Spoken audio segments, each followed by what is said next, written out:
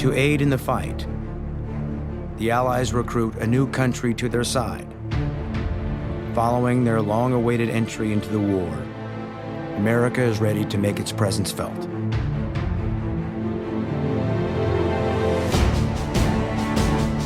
Their first major offensive is an attack on the Western Front, hoping to force the Central Powers out of their trenches and drive them out of France. They're armed with a secret weapon of their own, a battalion of lightweight tanks, under the command of Colonel George S. Patton.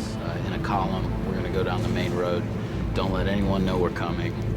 Move it on. Yes, sir. Patton is testing his new strategy. He's leading this new form of weaponry, the tank. So it's an important battle for him to prove that tanks are valuable on the battlefield and also to establish himself as an important military leader. For Patton, everything in his career has led up to this moment. George Patton had grown up to be a soldier. It was his identity. And so in the First World War, he is in his element.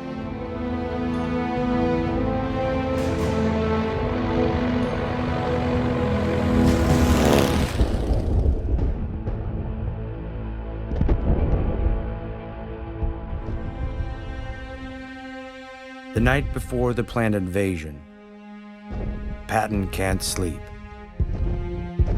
Tanks are still unproven in warfare, and Patton knows he can't leave anything to chance.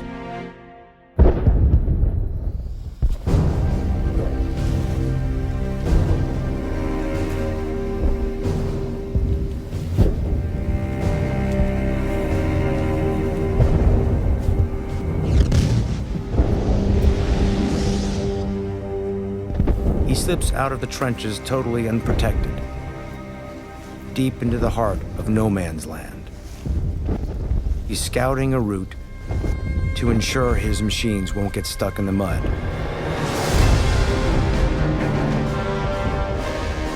I think when you look at someone like George Patton, he used intelligence well, but I think the best thing he did was he turned intelligence into action very quickly. George Patton's tendency was for action. Because he was aggressive, for him it worked very, very well.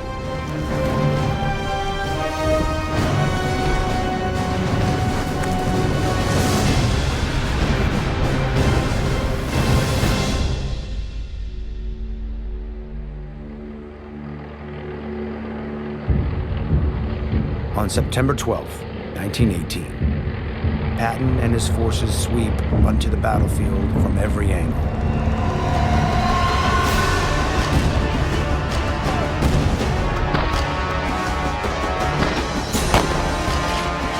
And the Germans hit back with everything they've got.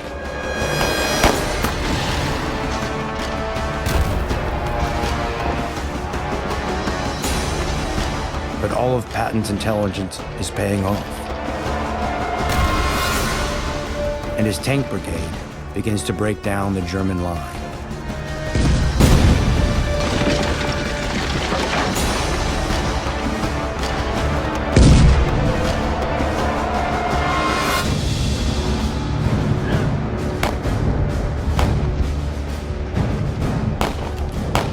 Soldier, get on the left flank, now! Yes, sir.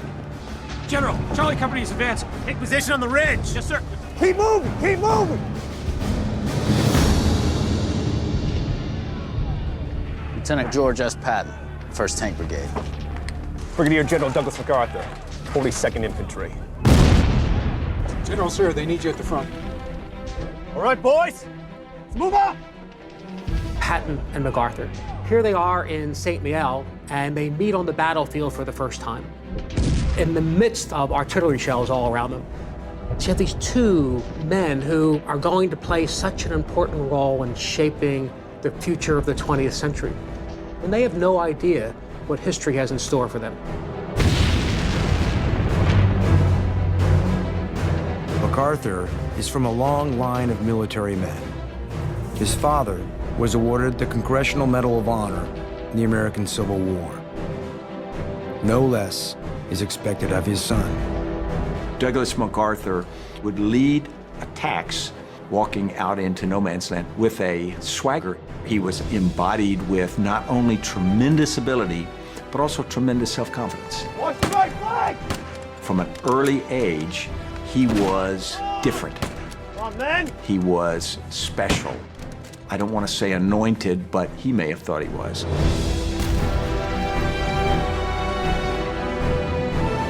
The two West Point graduates will be allies and rivals for decades. I don't think there's any question that a leader who has experienced war and what it means to be in battle, if you're a military commander, that experience is invaluable.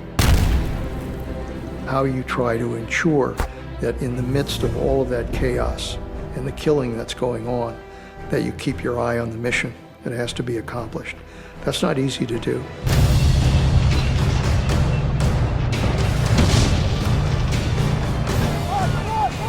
The two men lead the Allies to victory as the German line crumbles. And for the first time, the Central Powers are on the run.